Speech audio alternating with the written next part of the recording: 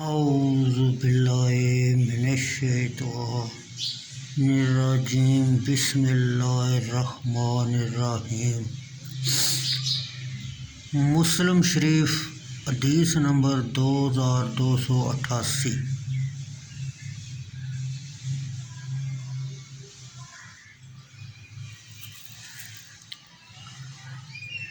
عبداللہ بن عمر رضی اللہ تعالی عنہ نے کہا،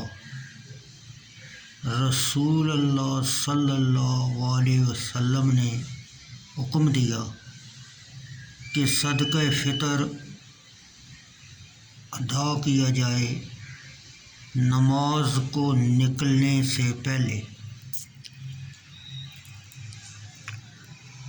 فائدہ: اوپر کی روایتوں پر اعتماد کیا ہے۔ حنفیہ نے کہا کہ نصف ساہ صدقہ فطر میں دینا ان کے آگے کافی ہے۔ اسباب تجویز: حضرت معاویہ رضی اللہ تعالیٰ عنہ اور جمہور اس کے خلاف میں ہیں اور فرماتے ہیں کہ یہ قول صحابی رسول ہے اور ابو سعید رضی اللہ تعالیٰ عنہ وغیرہ جو مدت تک حضور صلی اللہ علیہ وسلم کی خدمت میں رہے، حضرت معاویہ کا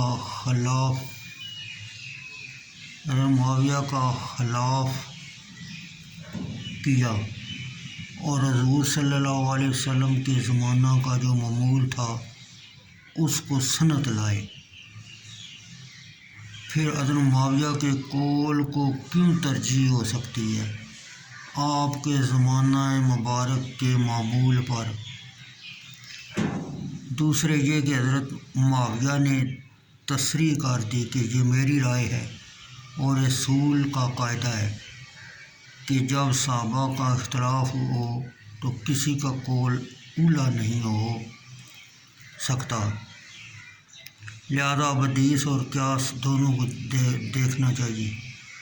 تو دونوں سے ثابت ہوا ایک ساہ کا مشروط ہونا حدیث میں تو آ ہی چکا ہے، اور قیاس بھی ہے کہ انگور کھجور کے برابر گنوں بھی ہے، اور مستحب وقت یہی ہے کہ عیدگاہ جانے سے پہلے ادا کر دیا جائے جیسا حدیث میں آ چکا۔